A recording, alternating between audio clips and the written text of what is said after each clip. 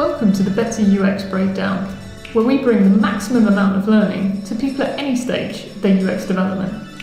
This week, we'll be diving into one of the most popular methods of UX testing, card sorting. The prop department had a small budget this week. Today we'll be answering all kinds of questions around the subject of card sorting. How does card sorting work? What are the benefits? And what do you need to be aware of? How can it help you improve the usability of a website? What's the difference between open and closed card sorting? What does it all do? For the love of God, please tell me in plain English. And when you've all calmed down a bit, we'll answer your questions, and then perhaps we can all go outside for a bit of fresh air. Card sorting is a test you can run to improve the navigation of your website. And like all the best methods of UX testing, it puts the user at the centre of your observations. In card sorting, participants are presented with a list of items. For example, all the products featured in an online supermarket. Then they're asked to group them in a way that makes the most logical sense to them. Depending on the type of card sort, participants can also choose the names for the groups they put together, forming the potential categories and subcategories of a website.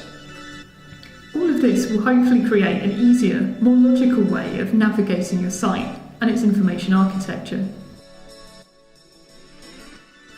You'll probably hear the phrase information architecture a lot when you begin UX testing, and this simply refers to the way that content is presented and accessed from any given page, whether that's through menus, breadcrumbs, categories or links, anything that takes you from one page to another. One of the many ways you can help visitors find their bearings on any page of your website is by offering a clear, comprehensive and logical means of navigation. And this is where card sorting comes in. Card sorting will help you decide how to label your categories and navigation, arrange the subcategories underneath parent categories, decide what needs to go on a homepage, and figure out where users are getting lost or confused. The ultimate benefit is that you'll be building and improving your navigation by observing how real users navigate your site, rather than just guessing yourself. Card sorting is also simple to arrange, the materials needed are cheap to produce, and it doesn't take too long. But there are a few things you do need to be wary of when running card sorting. Yep. Results can vary from person to person, or group to group. Much like any UX testing, there's no guarantee of consistency, but it can give you a solid foundation to build your navigation from. Although the card sort can be quick, the analysis can be time-consuming, particularly if there's little consistency between participants' choices. All your participants see are the surface details of the content, for instance the title of a web page or headline. They won't necessarily know what the content is about, or understand any nuance between cards, especially if it's a niche topic. Bear this in mind when recruiting participants. If your card sort is for a website aimed at lepidopterists, your participants may need to know more than two different types of butterflies, white butterflies and pretty butterflies. The beauty of card sorting is that it's pretty low tech. In fact, you'll only need some post-it notes, a wall or a large table, and some test participants. Or you can use online software to run the tests, so you don't have to waste your precious post-it notes. Whether online or offline, you'll have to decide what type of card sort you want to run.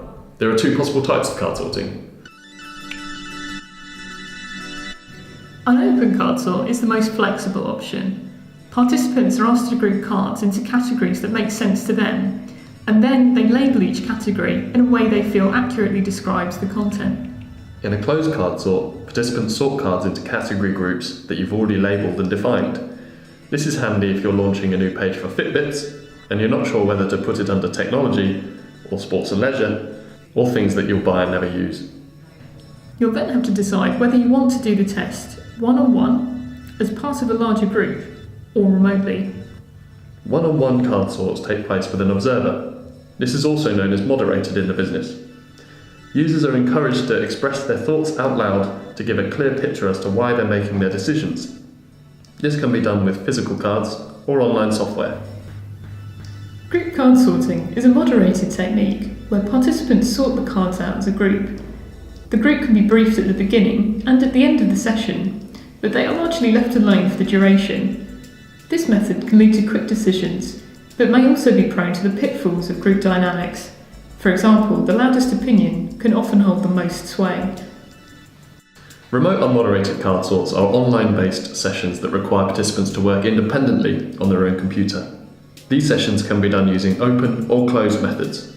The sessions are recorded by screen capture software and the videos can be analysed at a later date. Next, you'll want to create the actual cards. Aim for around 50 cards. Fewer cards may not be enough to generate enough groupings. More cards will probably lead to boredom. Try and allow the following timings for the following number of cards. 20 minutes for 30 cards, 30 minutes for 50 cards, and 60 minutes for 100 cards. You then have to decide on the content of your cards. You can do this by brainstorming, by looking at your existing product inventory, by looking at what your competitors have on their websites, or even better, ask your users what information they expect to find. Once you have all your ideas written down on a spreadsheet, you can refine the possibilities until you're left with only the most relevant cards. And finally, you'll have to find some participants. We recommend testing with 50 participants per card sort. 50 participants will allow you the flexibility to exclude participants while maintaining a comfortable level of reliability. You can either recruit them yourself, use a third-party recruitment platform, or you can set some traps. If you've used online card sorting software, this should generate a report for you. This could be in the form of a visual data diagram called a dendrogram. A dendrogram illustrates the strength of relationships between items and between groups of items. When using dendrograms to identify potential new groups of content, look for clusters of items that are both distinct and compact. For instance, the shorter the distance between two items or groups of items, the more similarity they share, so therefore the closer they should be in your menus and submenus. Then hopefully you should have enough information to start structuring or restructuring your site's information architecture. Well, we made it outside. We did indeed. I'm cold. Yeah, that's enough.